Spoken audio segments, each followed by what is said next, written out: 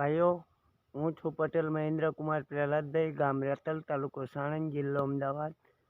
તો આજે તમને હું રેથલ સુરમિયા એબોર્ડ ફાર્મ હાઉસનું હું કહી રહ્યો છું. ત્યાં આગળ બચારા ગરીબ લોકો લાકડા કાપવા આવે ત્યારે અહીંના સિક્યુરિટી સાહેબો બધા ના પાડતા હોય છે કે લાકડા કાપવાના નહીં. તો હું એવું કહું છું કે શું ફાર્મ હાઉસની અંદર લાકડા કાપવા એ ગુનો છે? તો આ જુઓ તમે, આ કચરો. તો કચરાની અંદર શું શું વસ્તુ છે એ હું તમને બતાવું. દારૂ પીવાય છે ત્યાં સુરમિયા એબોર્ડ ફાર્મ હાઉસમાં. તો જુઓ, એની કોઈ કાર્યવાહી કરવામાં આવતું નથી.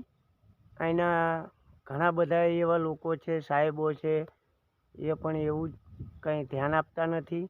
તો જોઈ લો જરા, હું તમને બતાવું દારૂની બોટલો ખાલી.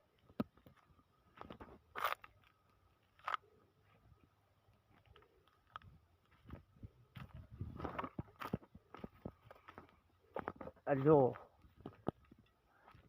આ કેટલી બોટલો દારૂ પીવાય છે, કેટલું આ કચરાની અંદર દારૂ છે એ જુઓ.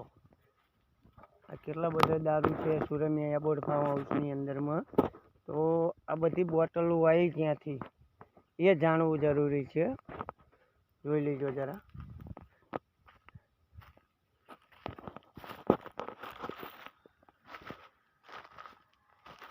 જોઈ લો. તો એ બધી દારૂની બોટલો ક્યાંથી આવી? આ બધા લાકડા બચારા ગરીબ લોકો કાપે છે તો એમને મનાઈ કરે છે કે લાકડા કાપશો સાહેબ આવશે, આમ તેમ એવો બધો વિરોધ ઉઠાવે છે. તો મારું કહેવું એવું છે કે ગુજરાતની અંદર દારૂનો બંધો છે, તો આ બધો દારૂની બોટલો આવી ક્યાંથી? જોઈ લો જરા તમે.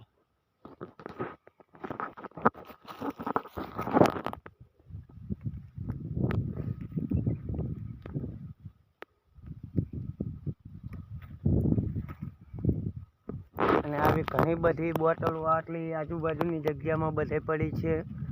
તો આ બોટલો બધી દારૂ અહીં ફાર્મ હાઉસની અંદર પીવાય છે એ નક્કી છે. જોઈ લો આ બધી.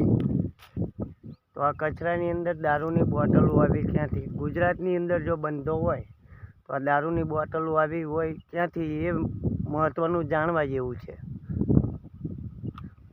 જય ભારત, જય હિન્દ.